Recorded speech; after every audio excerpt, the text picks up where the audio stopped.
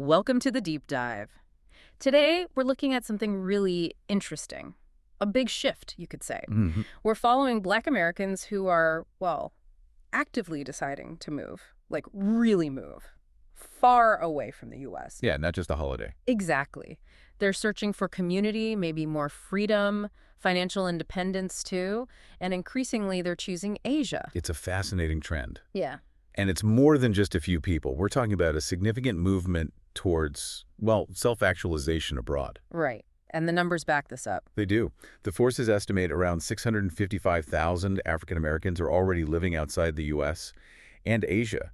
It's really emerging as a strong, sort of permanent feeling alternative, not just a stopover. Okay, let's unpack this then. We need to get beyond just stories and look at the real drivers. What's pushing this? What are the facts? Well, the number one thing, you really can't overstate it, is economics. Yeah. The cost of living. Okay. If you compare major hubs in Asia, say Bangkok or Mumbai, with big U.S. cities, wow, the difference is just massive. How massive are we talking? Think about core costs, especially rent. It can be like 50 to 70% lower. Seriously. 50 to 70%. Yeah. So suddenly, a decent American salary, maybe earned remotely, Mm. it doesn't just let you survive, it lets you thrive. It's a huge lifestyle upgrade, potentially a fast track to saving money, getting financially independent. That completely changes the game, doesn't it? It's not just about getting by, it's about building something.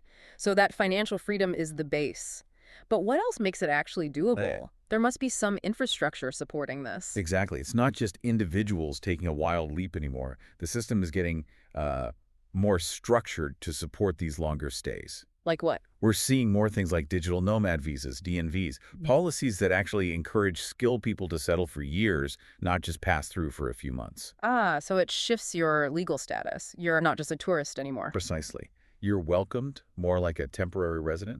It Ah. provides stability. And stability is key if you're planning to stay for years, right? You can't just hop between Airbnbs forever. What are people actually using to set up a proper base? Good question. For that kind of permanence, finding the right long-term place is crucial. We see people relying heavily on things like service departments or residential hotels. Why those specifically? Well, they offer the stability and the amenities you need for a longer stay, more than just a few days or weeks. You get a proper base sorted, Okay. and that lets you focus on the important stuff work, building connections, exploring, instead of constantly stressing about where you'll live next month. That makes sense. So the practical logistics are getting easier. What about the social side? The sources mentioned support systems, like affinity groups. How important are those? Oh, they're absolutely vital. These affinity groups, often starting online then moving offline, specifically for Black expats, they're lifelines. Lifelines how? They provide that instant sense of belonging, shared experiences, a place to get trusted advice on everything from banking to navigating cultural nuances. And maybe most importantly, Yeah. they offer a space where you don't have to constantly explain yourself or feel like the odd one out. Yeah. You can just be. Okay, here's where it gets really interesting. Let's dive into some specific places and the stories behind the stats. Thailand first, the land of smiles. How are they making this work for people long term? Thailand's definitely a major player. That lower cost of living is a huge draw, especially in Bangkok. But the real clincher, policy-wise, it's the Destination Thailand Visa, the DTV. Right, the DTV. Yeah. How much does that actually change things for Black expats thinking long term? Does it make it feel less temporary? Oh, absolutely. A visa that lets you stay for up to 5 years. That's a game changer. 5 years is a long time. Exactly. Mhm. It signals that the country is kind of invested in you being there.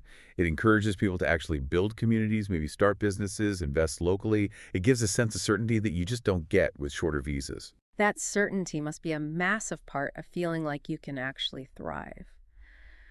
Okay, let's shift gears. South Asia now. India. You mentioned Felicia Purnell's story. Yes, Purnell's experience really highlights the contrast with the U.S. job market sometimes. She was a teacher in North Carolina, felt like she was struggling financially, wasn't really valued professionally. Common story, unfortunately. Right, so she went to an overseas teaching job fair, landed a position in Mumbai, and ended up living there for 7 years. 7 years in Mumbai. That's a commitment. And you mentioned she obviously stood out as a Black woman there. How did that play out? It did, but what was transformative was the community she found.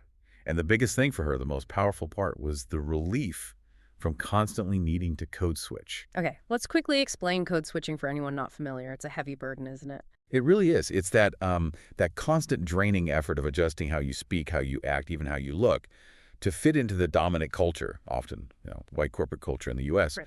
It's about making others comfortable, often at your own expense, just to get by or get ahead. Exhausting. Totally. Purnell found that in Mumbai, yes, she was different, but she didn't feel that pressure to constantly manage her blackness just to navigate daily life or work. The affinity groups she joined were key. They let her drop that heavy psychological load. Wow. And that's what allowed her to feel genuinely at home, maybe for the first time.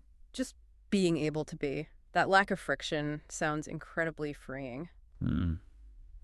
Okay, moving on to Singapore. This place seems to pull in people focused on professional growth, maybe within a more established, diverse setting. Mary Peterson's story. Yeah, Peterson's an educator drawn by international opportunities. She connected pretty quickly through her work in social circles there. Singapore's big draw is its genuine multiculturalism. It's not just diverse, it actively celebrates that diversity through festivals, national policies. So diversity is kind of built in, part of the fabric. Exactly. It creates a professional environment that can feel inherently more inclusive.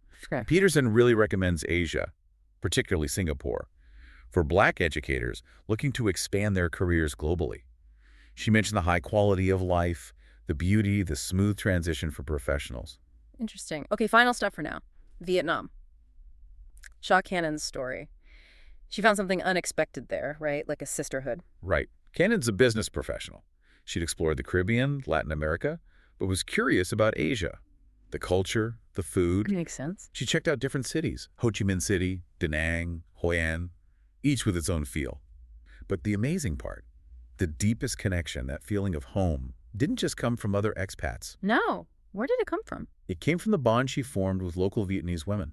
A real sisterhood, sharing experiences, finding common ground. Wow, across cultures like that. That's powerful. It really speaks to that human connection, doesn't it? Sometimes, when those systemic barriers we face elsewhere are lower, community can form in surprising ways. Cannon found that genuine connection, sharing universal experiences with Vietnamese women. It showed that belonging is fundamentally about shared humanity, mutual respect. She felt that strongly.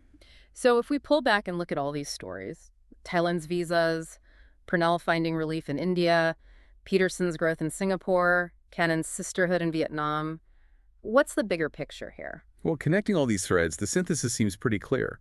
Asia, with its diverse offerings and, crucially, its economic structures, is providing a real, workable alternative. For many Black Americans, it's an escape route from some of the relentless psychological and systemic hurdles they face back home. And that economic arbitrage you mentioned, like turning a U.S. salary into 5 years of stability with a DTV, that's the key that unlocks the door. That's a huge enabler, yes. It makes the whole thing feasible. It shifts the focus. From surviving to thriving?